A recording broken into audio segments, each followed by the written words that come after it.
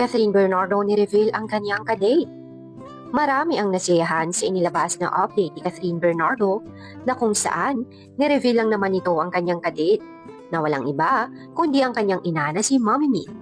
Ayon kay Catherine, mukhang mas blooming pa raw si Mommy Min kesa sa kanya. At hinihikayat din ito ang publiko na kapag magpapamper tayo ay hindi lang ang ating mga sarili, kundi isama din natin ang ating mga magulang. Naglabas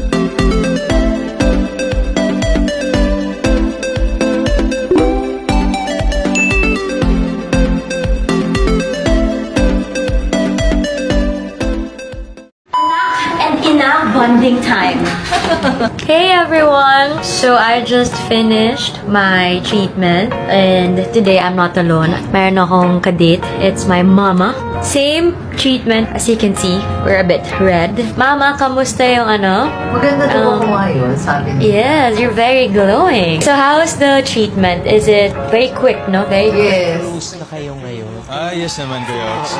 Parang, Siyempre, di ba, pangalawang mo.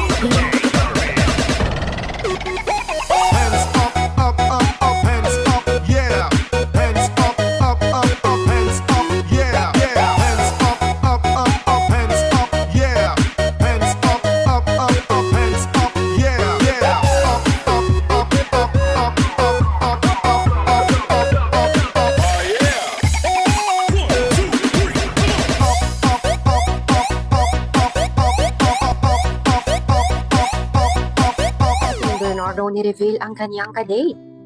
Marami ang nasiyahan sa inilabas na update ni Catherine Bernardo na kung saan ni-reveal lang naman ito ang kanyang kadate na walang iba kundi ang kanyang ina na si Mommy Min. Ayon kay Catherine, mukhang mas blooming pa raw si Mommy Min kesa sa kanya. At hinihikayat din ito ang publiko na kapag magpapamper tayo ay hindi lang ang ating mga sarili kundi isama din natin ang ating mga magulang.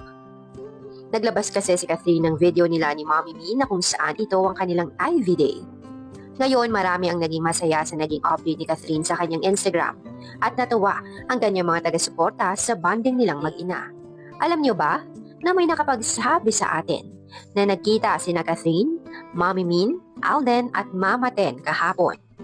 May nakakita kasi kay Alden na bumaba sa sasakyan with Mama Ten papunta sa isang restaurant. Nasaktuhan na naunang pumasok na sina Catherine at Mommy Min dito. Kaya naman, ang hinala ng nakakita ay magkikita raw ang dalawa. Another ayuda na naman ito na maituturing para sa ating lahat. Mukhang napapadalas yata ang pagkikita ni Catherine at Alden. Hindi man nagmula sa ating legit source pero may mga casual na nakakita sa kanila. Pero nakakatuwang isipin na maging ang nabuong pagkakaibigan kina Mommy Min at Mama Ten ay hanggang ngayon ay nagpapatuloy pa rin.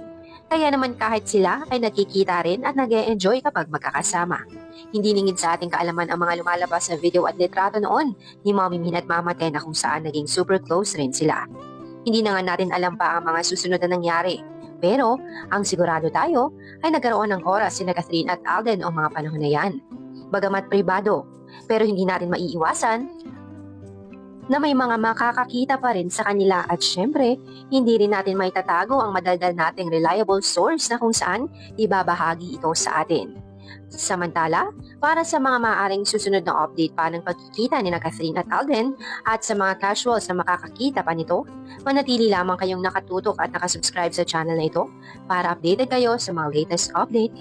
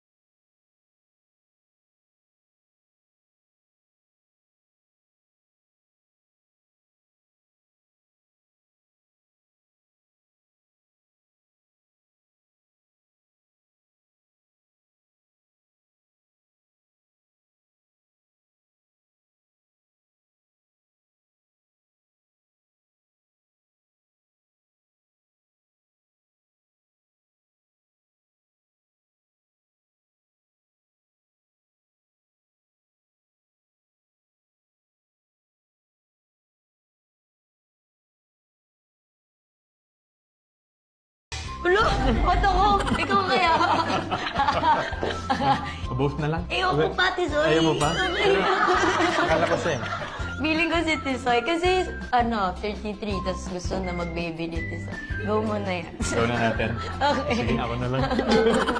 Hi, my name is Catherine Bernardo. I am an actress, a dreamer, and a woman. I started at a very young age. I've grown in front of the public's eye. I'm at a point in my life wherein I want to explore more, and I think it's the perfect time to do that now that I'm 29, so the growth will always be there for the good and bad. So parate I keep in mind na perfection was not the goal. Evolution is. I surround myself with beautiful and empowered women, and most of my mentors are women. They shape me to be the woman that I am today.